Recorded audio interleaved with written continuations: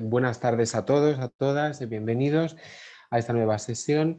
En esta ocasión, tengo el gran honor de presentar al doctor Antoni Santisteban, referente en el ámbito de la didáctica de las ciencias sociales y permítame decirlo, o permíteme, Antoni, decirlo, uno de mis maestros en el área de conocimiento. Para mí ya no solamente son lecturas, es la persona y bueno, tengo el honor y todos tenemos el honor de escucharles esta tarde. Bien, el doctor Santisteban es profesor de la Universitat Autónoma de Barcelona. Coordina el grupo de investigación GREDIX, un grupo referente en este ámbito de conocimientos. En la actualidad coordina también un proyecto del MICIN y un proyecto del Consejo de Europa sobre educación democrática, además de varios proyectos de innovación educativa y universitaria. Ha sido y es ponente en distintos másteres y doctorados en universidades de España y América Latina. Ha publicado más de 250 artículos y libros y en el ámbito de la gestión ha sido director del Departamento de Didáctica de la Lengua y de las Ciencias Sociales de la UAB y vicedecano de Calidad e Innovación. Además, y este es un dato también especialmente relevante, fue presidente de la Asociación Universitaria de Profesorado de Didáctica de las Ciencias Sociales, una asociación especialmente importante para todos los que dedicamos nuestro tiempo, nuestras preocupaciones y nuestras inquietudes en la didáctica de las ciencias sociales. Por tanto, como ven, en muy pocas líneas, pero líneas muy potentes que condensa todas ellas el doctor Santisteban. Por tanto, sin más, damos paso a su ponencia, al que le seguirá, como saben, unos minutos, 15 minutos de discusión y de debate sobre las preguntas o lo que pueda ir surgiendo a todos los asistentes. Por tanto, pasamos a la conferencia, Antoni. Muy bien, muchas gracias por la presentación y por convidarme. Muchísimas gracias a ti y a la Universidad de Burgos por contar conmigo. Es para mí también un honor estar aquí. Gracias. Gracias, Antoni.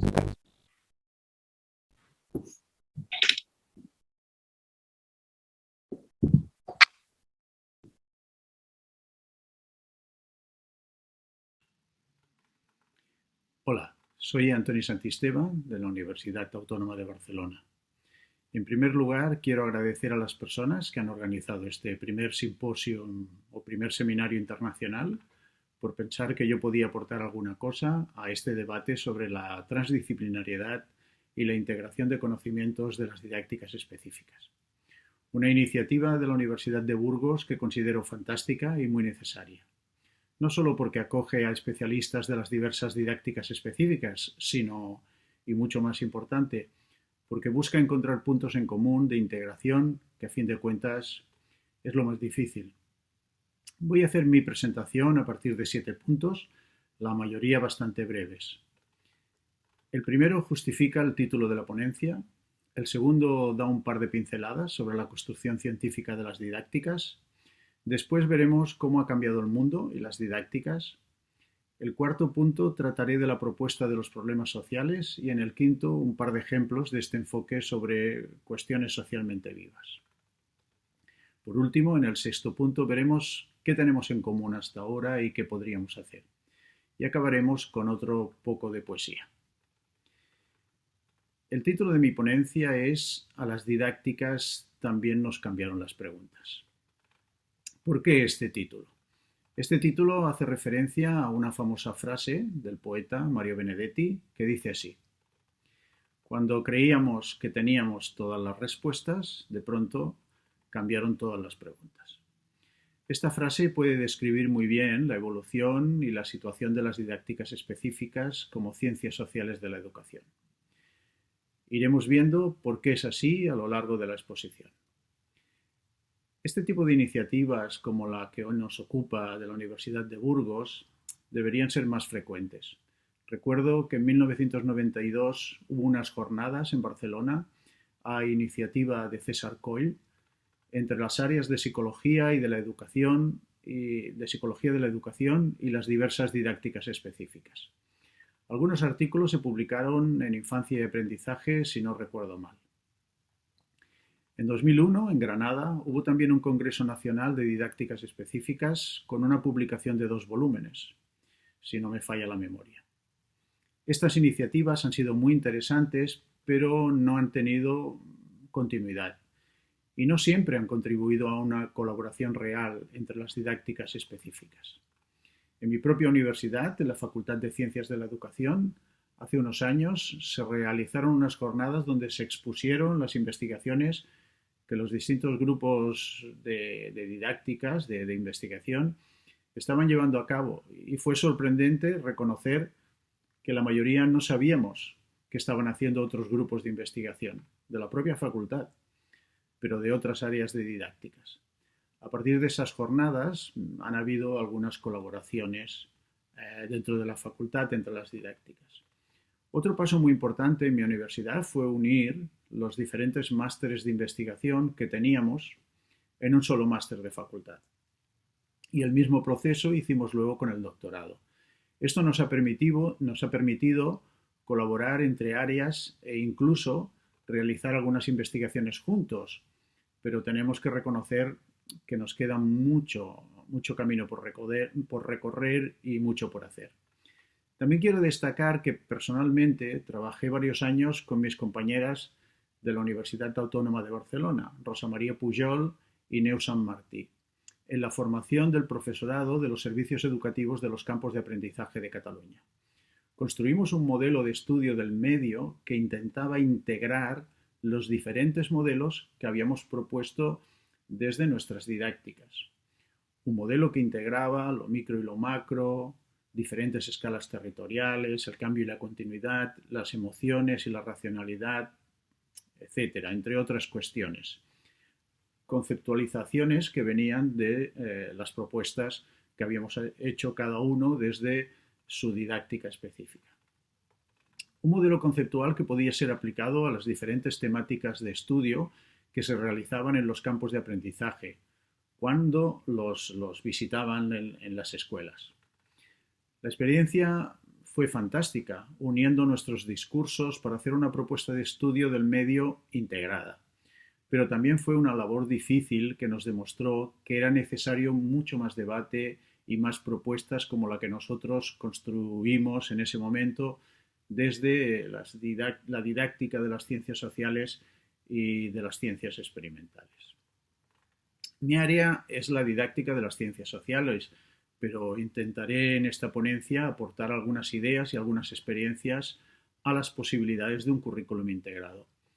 Hay que tener en cuenta que cualquier propuesta integradora se concibe desde una determinada perspectiva científica, la que más dominamos, y desde nuestro conocimiento integramos otras perspectivas. Es lógico y es bueno dominar algún campo más que otro. Otra cuestión es que desde cada una de las didácticas específicas hemos de hacer un doble esfuerzo. Por un lado, la integración de los conocimientos de nuestras propias ciencias de referencia. Es decir, por ejemplo, desde la didáctica de las ciencias sociales, la integración de la historia, la geografía, la antropología, la política, la economía y el resto de ciencias sociales, para dar sentido de unidad de análisis. Y evidentemente esto ya de principio no es fácil. Y por otro lado tenemos la integración con otras didácticas específicas.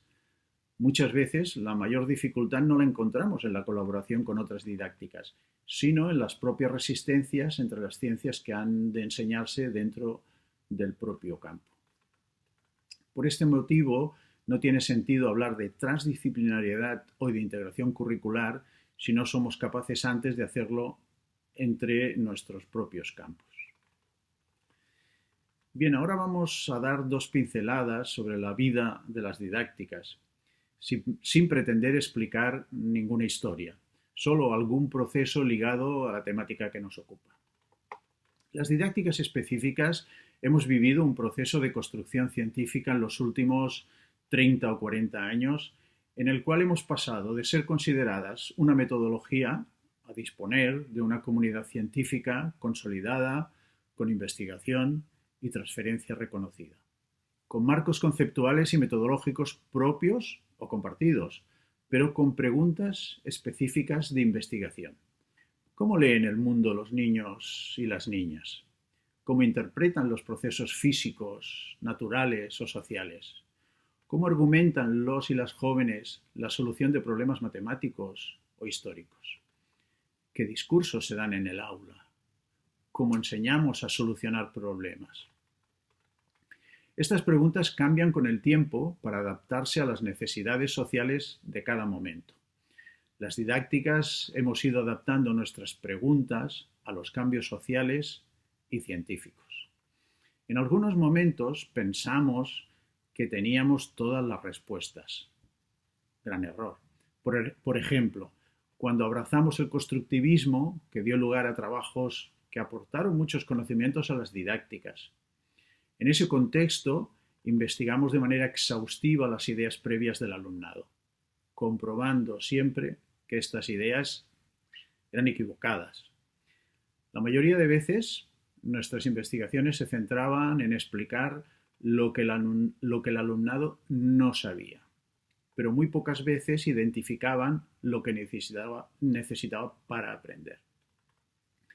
Hasta que nos dimos cuenta que el constructivismo significa construir y que para construir una casa o cualquier edificio se necesitan planos y que esos planos debían ser diseñados por las didácticas específicas.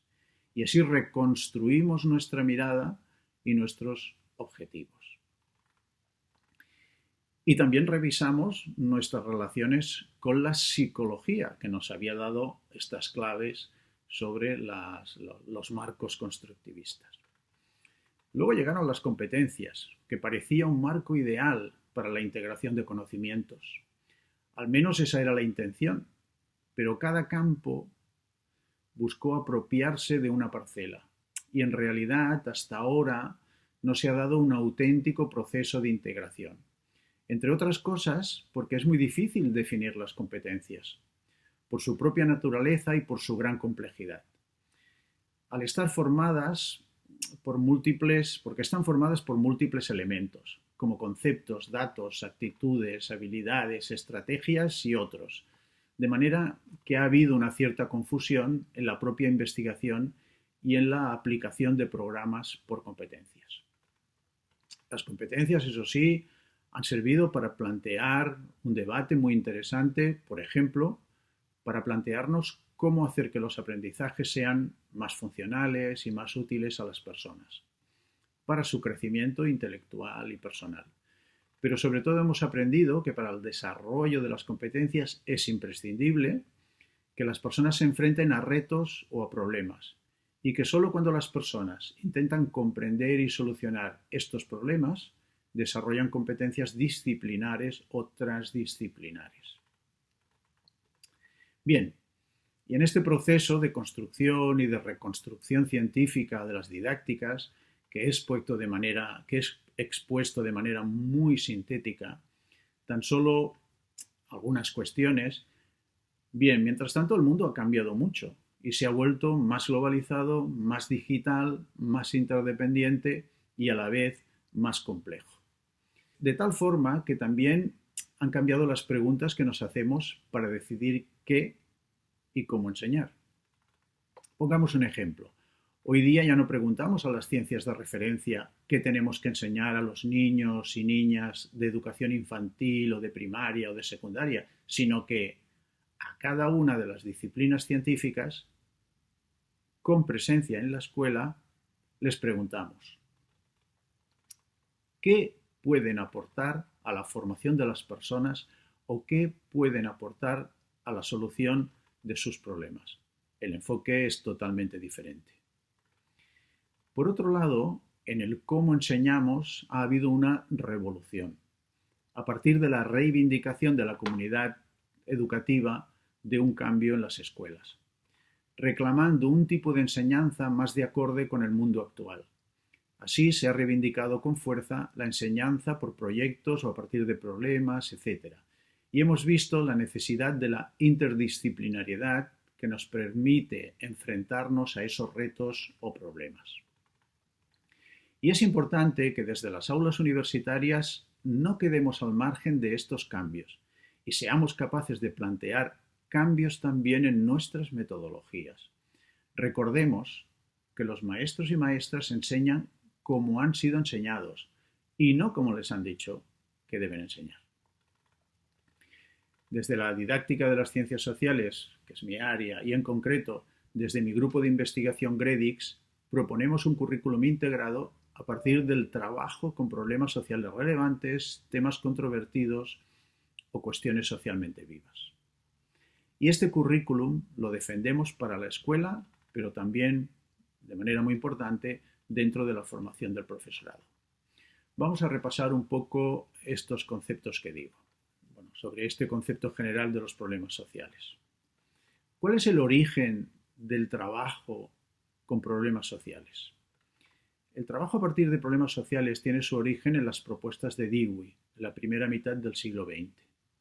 Dewey defiende una enseñanza basada en problemas reales de las personas, en sociedad, en el desarrollo del pensamiento reflexivo, ahora diríamos pensamiento crítico, y en el aprendizaje de la participación. Para Dewey, el conocimiento se construye a partir de la experiencia, en la interacción continua con el medio. Es lo que da sentido a la vida y a la educación. El trabajo de Dewey fue seguido por muchos autores, pero en general hubo dos corrientes diferenciadas. El trabajo con problemas sociales como metodología y el trabajo con problemas sociales como contenido. El trabajo con problemas sociales como metodología lo encontramos en todas las áreas de conocimiento. Es, por ejemplo, el aprendizaje basado en problemas. Puede partir de la problematización de cualquier temática del currículum, sea cual sea este contenido, para proponer un proceso de trabajo que siga unos pasos o unas pautas, para generar un modelo que podría aplicarse a otros problemas. Desde la didáctica de las ciencias sociales, que es el campo que más conozco, hay tendencias parecidas en lo que se ha denominado situaciones problema, de origen canadiense, o en los laboratorios de historia italianos. Otra opción es el trabajo con problemas sociales como contenido, lo que ha venido a llamarse los problemas sociales relevantes. El trabajo a partir de problemas sociales relevantes proviene de la tradición anglosajona y tiene su fundamento en la teoría crítica. Es una tradición que reivindica un currículum donde los problemas sociales y los temas controvertidos sean la columna vertebral de dicho currículum, más allá de que puedan compartir una metodología con otras propuestas como las anteriores. Pero la gran diferencia es que mientras otras líneas buscan modelos metodológicos de tratamiento de los problemas sociales, la teoría crítica insiste en considerar los problemas reales, los temas latentes y controvertidos de nuestra sociedad en los contenidos esenciales del currículo. En nuestro contexto, esta tendencia se tradujo bajo el concepto de estudios sobre problemas sociales relevantes. Es evidente que en este tipo de trabajo la cuestión está en decidir cuáles son estos problemas sociales relevantes. Es evidente. Los problemas sociales relevantes permiten al alumnado relacionar la escuela con la vida, sin que se produzca esa disociación terrible que tiene lugar demasiadas veces cuando el alumnado piensa que aquello que aprende en la escuela no tiene nada que ver con su vida cotidiana. Es necesario, en este sentido, considerar a los niños y niñas y a la juventud como parte de la ciudadanía, ya que son consumidores, utilizan servicios públicos, opinan y tienen influencia en sus familias. Y deben tener voz para pensar en alternativas a los problemas, a sus problemas y para construir su propio futuro. Una perspectiva hermana de los problemas sociales relevantes son los temas controvertidos en la escuela, basados en que la controversia estimula la conciencia crítica, ayuda a construir la opinión y el juicio razonado, ayuda a aceptar las posiciones diferentes a la nuestra y promueve la participación, además de que conecta la escuela con la realidad del mundo. La controversia no debe ser percibida como un enfrentamiento, sino como la construcción de conocimiento a través de la discusión, al mismo tiempo que desarrollamos el pensamiento dialéctico. La controversia permite al alumnado desarrollar su aprendizaje en un contexto donde el conocimiento no está estabilizado, aceptando el papel de la incertidumbre en nuestra sociedad, para identificar todas las posibles alternativas o soluciones a los problemas sociales. Evans, en uno de los trabajos más importantes de esta línea, comenta: las cuestiones problemáticas son aquellas en las que las personas inteligentes y bien informadas pueden estar en desacuerdo. Tal desacuerdo, en muchos casos, lleva a una controversia y a una discusión marcada por la exposición de puntos de vista opuestos.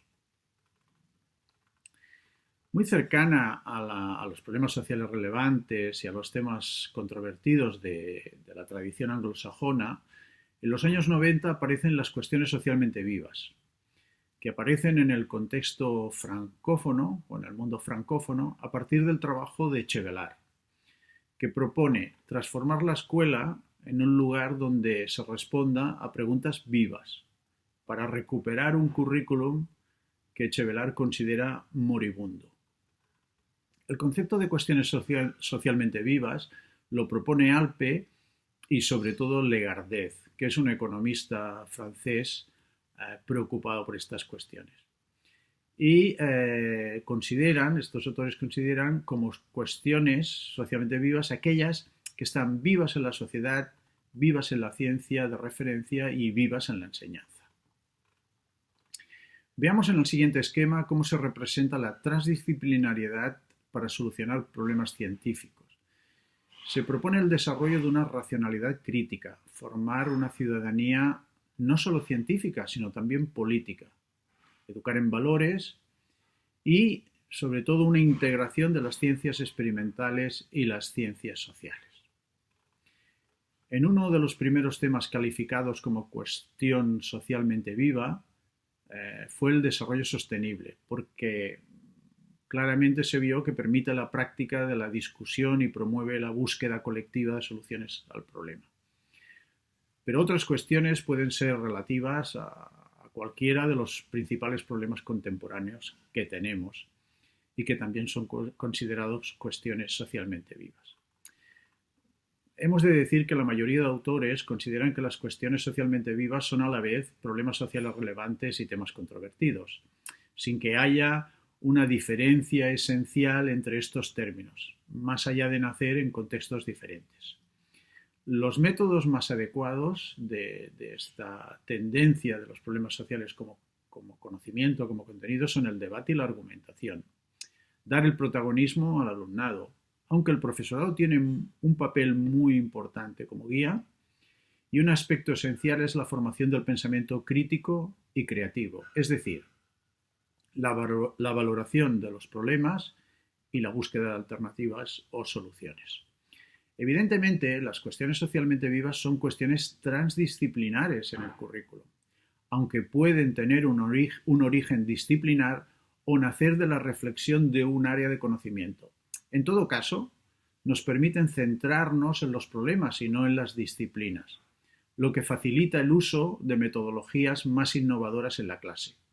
Son muchos los autores que coinciden en afirmar que las propuestas curriculares muy disciplinares son siempre muy poco innovadoras. A continuación explicaré de manera muy breve dos ejemplos de trabajo transdisciplinar, a partir de dos cuestiones socialmente vivas, como son las inundaciones de 1962 en Cataluña y la propia pandemia. Un ejemplo de trabajo transdisciplinar sobre una cuestión socialmente viva parte de un campo de conocimiento concreto. Un ejemplo que hemos trabajado son las inundaciones de 1962 que tuvieron lugar en Cataluña, en concreto en el Vallés Occidental, donde murieron más de 1000 personas y que todavía hoy día despierta una gran controversia en algunas ciudades del área metropolitana de Barcelona. Es, en realidad, una de las tragedias más importantes de la historia de Cataluña. Para comprender este hecho histórico debe ser analizado, sin lugar a dudas, desde diversas perspectivas de análisis. Por ejemplo, para responder a estas preguntas, ¿cuánto llovió ese día? ¿Cuánto acostumbra llover anualmente en Cataluña? ¿Cómo estaba el cauce de la riera?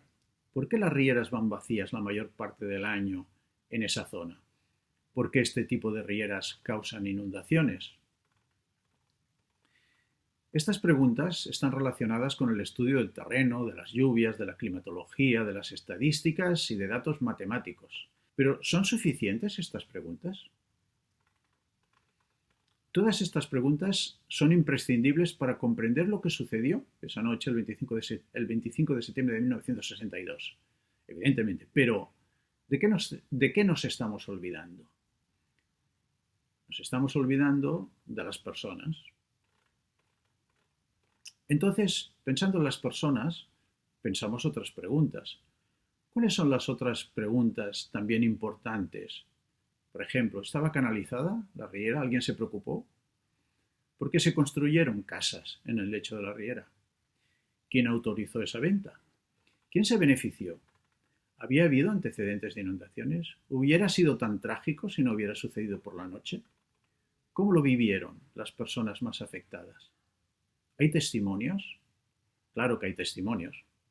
¿Nos interesa oírlos? ¿Es importante escucharlos? Y podemos ir más allá en las preguntas. ¿Qué se ha publicado sobre estos hechos? ¿Existe alguna obra literaria o alguna biografía que los trate? ¿Algún poema o canción? ¿Alguna película o documental? ¿Existe alguna escultura u obra artística de recuerdo u homenaje? ¿Qué encontramos en Internet? Y podríamos así, con más preguntas, llegar hasta el presente. ¿Quién vive ahora en las zonas más afectadas? ¿Qué obras se han realizado? ¿Qué ha cambiado?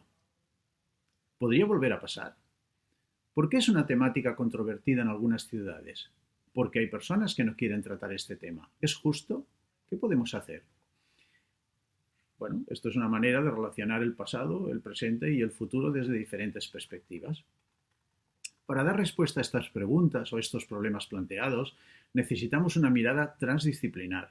Necesitamos las perspectivas desde diferentes campos de conocimiento, como el estudio del relieve físico de la comarca, las estadísticas del clima, los datos de lluvia de ese día, el estudio del urbanismo, pero no podemos olvidarnos de las personas. Y también necesitamos de la comprensión de la política durante la dictadura y el tipo de sociedad que había en esta época. Lo importante en este caso no es tener información de algunos aspectos, sino intentar comprender la tragedia en su conjunto, con la finalidad de que no se vuelva a repetir, evidentemente, y plantear si había otros futuros posibles, porque siempre hay futuros alternativos. En todo caso, no fue inevitable, como se explicó en la época, debido a una catástrofe natural, sino que fue fruto de la especulación y de la falta de control democrático en los ayuntamientos. Por lo tanto, la cuestión de estudio climatológico, físico, debe complementarse con otros aspectos. Bien, veamos otro ejemplo. Otra temática que podemos trabajar de manera integrada es la propia pandemia del coronavirus. De hecho, la crisis sanitaria que nos afecta debe ser tratada de una forma transdisciplinar para poder comprender lo que está pasando y lo que puede suceder en el futuro. Para comprender lo que ha sucedido durante la pandemia es imprescindible analizarlo desde múltiples perspectivas. La historia, el lenguaje, la medicina, las matemáticas, la economía, la política, la psicología, entre otros campos, que han tenido que tenerse en cuenta para comprender qué estaba pasando y cómo buscar soluciones a la pandemia y sus consecuencias. Por un lado, Tenemos los aspectos de salud, los conocimientos médicos y farmacéuticos, evidentemente son prioritarios, pero deben cruzarse siempre con datos, por ejemplo, de la economía. Los modelos matemáticos han sido un instrumento imprescindible para planificar las acciones sanitarias, por ejemplo, desde otro punto de vista, ¿no? Por otro lado, la investigación científica que ha dado lugar a las distintas vacunas ha puesto de manifiesto la necesidad de colaborar por parte de los países en la búsqueda de soluciones sanitarias, teniendo en cuenta que ha sido un problema global. Por lo tanto, aquí estamos hablando de políticas públicas y de solidaridad internacional. Desde la historia, por otro lado, hemos girado la vista hacia atrás para conocer qué pasó en otras pandemias en otros tiempos y especialmente en la gripe de 1918, que es la gran pandemia más cercana que tenemos, la mal llamada gripe española, que en realidad se originó en un campamento militar de Estados Unidos. Y podríamos hablar también de otros aspectos, como el lenguaje que se ha utilizado durante la pandemia. Un lenguaje de guerra, luchar contra el virus, vencer al virus, enfrentarnos a la epidemia, derrotarla, etc. Pero en realidad deberíamos utilizar un lenguaje de cura. Cuidarnos, proteger a los más débiles, ayudarnos, ser solidarios, ser cuidadosos, etc. Y en cuanto a la educación en valores democráticos, la pandemia nos ha enseñado que los países más democráticos han cuidado mejor de su ciudadanía. También que la democracia debe cuidar de lo público, de unos servicios públicos de calidad, de la sanidad pública o de una educación para todas las personas, equitativa, que asegure el acceso al conocimiento de todas las personas, sea cual sea su origen o sus condiciones. Es decir, la pandemia es un buen ejemplo sobre cómo podemos pensar un currículum integrado, cuando ponemos en el centro los problemas que nos afectan y vemos cómo solo la mirada transdisciplinar puede ayudarnos a comprender la complejidad de nuestro mundo. Lo más importante es comprender y solucionar problemas, a partir de un análisis desde todas las perspectivas que representan las didácticas específicas. ¿Qué tenemos en común, entonces, después de ver estos ejemplos y esta pequeña reflexión? Bien, para ir finalizando, digamos que todas las didácticas específicas nos preocupamos de 4 aspectos esenciales que intervienen en todos los procesos de enseñanza y aprendizaje o que deberían tenerse en cuenta. 1, todo lo relacionado con la enseñanza y con el pensamiento y la formación del profesorado. 2, todo lo relacionado con el aprendizaje, con el alumnado, cómo piensa, sus representaciones sociales o su maduración cognitiva. 3, el contexto, la influencia del contexto en estos aprendizajes y cómo adaptamos los objetivos de aprendizaje a este contexto o a cada contexto particular. Y 4, los contenidos a enseñar, lo que significa cómo llevamos a la escuela lo que produce la ciencia, es decir, cómo hacemos lo que se ha venido a llamar la transposición didáctica. Estos aspectos en común los podemos representar en forma de pirámide triangular para todas las didácticas específicas. De estos 4 aspectos o 4 vértices de esta pirámide triangular, las didácticas hemos aprendido a colaborar en gran medida en los 3 primeros, la enseñanza, el aprendizaje y el contexto, compartiendo experiencias con nuestros colegas de pedagogía, de psicología y de la sociología de la educación. Pero en los contenidos o en cómo compartir una perspectiva integrada del conocimiento científico, aquí hemos tenido más dificultades, ya que cada ciencia es muy celosa de su producción científica. Entonces, ¿dónde están los puntos en común?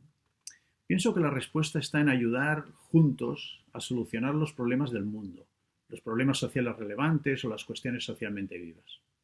En primer lugar, para darle vida a la escuela y para no separar la vida de la escuela. En segundo lugar, para conseguir unos aprendizajes que de verdad sean competenciales, funcionales, es decir, que sean útiles a las personas, que les ayuden a solucionar sus problemas y a tomar decisiones informadas en su vida.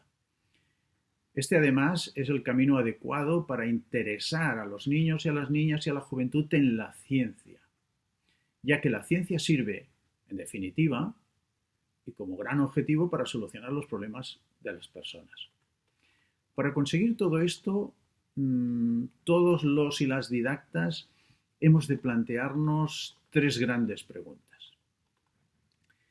¿Qué tipo de sociedad queremos conseguir? ¿Qué tipo de ciudadanía queremos educar? ¿Qué futuro imaginamos y deseamos? Bien, y hemos llegado al final. Y para acabar esta pequeña ponencia, esta ponencia, voy a acabar con otra frase del poeta Mario Benedetti, con un poco de humor, si ustedes me permiten. En la vida hay que evitar tres figuras geométricas: los círculos viciosos, los triángulos amorosos y las mentes cuadradas. Me parece una buena combinación de matemáticas y poesía. En los círculos o de los círculos y los triángulos no voy a hablar. De las mentes cuadradas les diré que necesitamos cada vez más cooperar entre científicos, entre didactas y buscar soluciones conjuntas para comprender y para cambiar la educación y nuestro mundo. Para ello hemos de abrir la ventana y veremos entonces que más allá del paisaje de la clase hay un mundo real, donde el conocimiento no se parcela en trocitos pequeños. Necesitamos tener una mirada abierta del mundo y de la ciencia, como nos dice Paulo Freire, para llegar a comprender el mundo y la palabra. Muchas gracias y espero poder debatir con ustedes estos grandes retos que tenemos de futuro. Muchas gracias.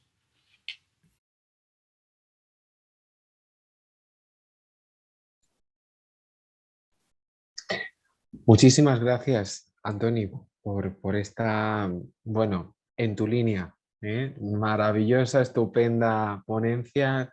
Creo que a todos, a todas las asistentes nos has acercado de una manera muy clara, como siempre haces, y muy próxima, pues la idea o el rol, ¿no? O la función de los problemas sociales relevantes, las cuestiones socialmente vivas, los temas controvertidos, ¿verdad? Y partiendo en el aula y partiendo sobre todo, ¿no?, de esta distinción inicial que yo justamente pues, utilizo bastante en clase, ¿no? Esa distinción entre la concepción de los problemas y su tratamiento, los problemas sociales y su tratamiento como metodología, y como contenido vertebral del currículum o incluso problematizando el propio contenido, ¿no? Por tanto, muchísimas gracias. Tengo varias preguntas, bueno, todas creo que nos tendrá tiempo, intentaré sintetizarlas. Jairo Ortiz nos dice que muchísimas gracias al doctor Santi Esteban y nos apunta que ha hablado de las cuestiones socialmente vivas, mostrando algunos ejemplos. ¿Nos podría dar alguna pauta más para poder encontrar cuestiones socialmente vivas de las cuales podamos extraer problemas cercanos y abordables a cada etapa educativa? Bueno, a ver, las cuestiones socialmente vivas solamente hay que levantarse por la mañana y abrir un diario. Y entonces van a encontrar ustedes muchísimas cuestiones socialmente vivas. Ya puede ser un diario local o un diario internacional, ¿no? En todo caso, desde la infancia pues se pueden trabajar todos los temas relacionados con el ocio, los juguetes, los anuncios, etcétera, y con la juventud igual. Yo creo que hay una temática muy importante que es qué información damos a los niños y niñas y a la juventud, ¿no? Cómo llega esta información y cómo ellos y ellas son capaces de distinguir la verdad de la mentira, por ejemplo, ¿no? Yo creo que aquí tenemos un montón de cuestiones socialmente vivas porque en realidad hay una gran cantidad de manipulación en la información que recibimos de todos lados, ¿no? De la televisión, y aquí podemos buscar muchísimos temas, ¿eh? Como ya digo, abriendo un diario encontramos mil temas, ¿no? Y yo me centraría mucho hoy día pues en esto, ¿no? En cómo enseñar a los niños y niñas y a la juventud a distinguir la verdad de la mentira sobre todos estos temas que pueden ser controvertidos. Muy bien. Gracias, Antoni. Am, Almendra Brasca nos dice que, bueno, gracias por su presentación. Tus ejemplos me llevaron a Bayón, un caso triste e icónico que desde el área de la obra civil es relevante, por lo que no se consideró en el proyecto de construcción de la presa. Voy con la pregunta. Ubicándonos desde los problemas sociales que atraviesan a nuestra comunidad en el aula, virtual o presencial, ¿en qué lugar queda la clase magistral? ¿Cómo podríamos trabajar en nuestros equipos educativos para repensar su rol? A ver, una buena clase magistral, a mí me encanta, una buena clase magistral, lo encuentro genial. Lo que sucede es que, ¿qué consideramos una clase magistral? ¿No? Para Claro. mí una clase magistral es aquel discurso que es argumentativo. Y si un discurso es una argumentación, es argumentativo, es un tipo de texto, un tipo de oralidad que siempre deja la puerta abierta a la discusión, al debate, a cambiar de opinión, a escuchar a los demás. Y aquí quiere decir que también el profesorado tenemos que ser capaces de no hacer discursos cerrados, porque cuando hacemos discursos cerrados, pues los niños y las niñas dejan de hacer preguntas. De hecho, la juventud deja de hacer preguntas muy pronto, ¿no? En mi universidad, a mis alumnos les cuesta mucho hacer buenas preguntas. Entonces, es muy importante que en esas clases magistrales aprendamos a hacer discursos argumentativos, que son discursos muy democráticos en los cuales reconocemos cosas que sabemos, cosas que no sabemos, cosas que dudamos y dejamos siempre abierta la puerta a la discusión, al debate y sobre todo a que el alumnado nos haga preguntas. Y entonces si vamos a las preguntas, vamos a los problemas. Y si vamos a los problemas, estamos abriendo, con una buena clase magistral, estamos abriendo la puerta a otro tipo de clase. Entonces yo creo que esto es fantástico, ¿no? Entonces una buena clase magistral puede abrir la puerta a otra clase fantástica de competencias. A partir de eso, ¿no? De si somos argumentativos, ese conferenciante que hace una buena conferencia pero deja siempre la puerta abierta a alguna duda que haga que el público pregunte, ¿no?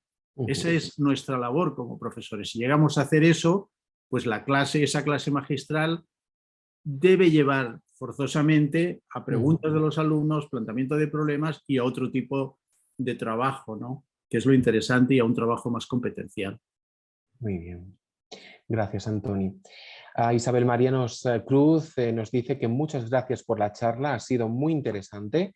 Una cuestión que he visto que suele aflorar en congresos y otros foros sobre el tratamiento de problemas sociocientíficos o cuestiones socialmente vivas son las consideraciones éticas acerca de los cambios de opinión que pueden producirse en el alumnado tras tratar dichas cuestiones. Hay trabajos que reportan que el uso de metodologías como el juego de rol y otras basadas en el debate para tratar estos temas producen cambios en las opiniones del alumnado.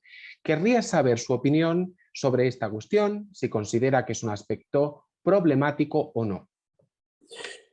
Uy, esta pregunta es muy interesante y muy compleja. En principio, lo que es cierto es que los problemas sociales relevantes o las cuestiones socialmente vivas no son cuestiones en el cual el profesor se pueda mantener totalmente neutral y objetivo, porque son cuestiones sociales, ¿no?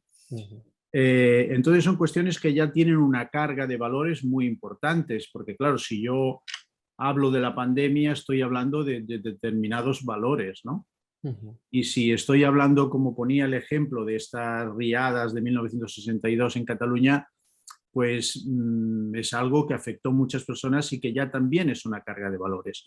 Yo diría dos cuestiones. La primera es que en estas cuestiones de valores o de la opinión del profesorado o cambiar la opinión del alumnado, yo digo siempre a mis alumnos que el horizonte siempre son los derechos humanos. Si el horizonte son los derechos humanos, ahí nos podemos encontrar todos, los derechos humanos. Por otro lado, también yo digo a mis alumnos en el campo de la universidad, por ejemplo, pero yo he sido, por ejemplo, maestro y he sido profesor de primaria y secundaria también, en que en un momento determinado yo puedo dar mi opinión sobre las cosas, pero yo no puedo pretender nunca que los demás piensen como yo. A mis alumnos universitarios les digo siempre que no tengo ninguna intención de que piensen igual que yo. Al revés, si piensan de una manera diferente me parece mucho más enriquecedor. Y por otro lado, lo del cambio de opinión de los alumnos no es tan fácil. Nosotros hemos trabajado, por ejemplo, el tema de los muros. Delfín sabe que hemos trabajado mucho este tema durante muchos años, los muros en la historia, los muros en la actualidad y tal, que es un tema cargadísimo de valores y muchas veces en sesiones muy largas, después de muchas sesiones, el alumnado es muy poco el que cambia de opinión sobre si haría o no haría un muro en la frontera de España en África. O sea que muchas veces también tenemos que tener en cuenta que las cosas que hacemos tienen una importancia relativa, ¿no? Porque luego está la familia y está la televisión y están otros medios. Lo que pasa que sí que es muy importante que en nuestro contexto, en el contexto de la escuela, demos la palabra a los alumnos, porque a veces es una experiencia democrática que a lo mejor no tienen muchas más, ¿no? Pero bueno, es un tema muy complejo para tratarlo en tan poco tiempo. He dado solo algunas pinceladas. Sí. Muchísimas gracias, Antoni.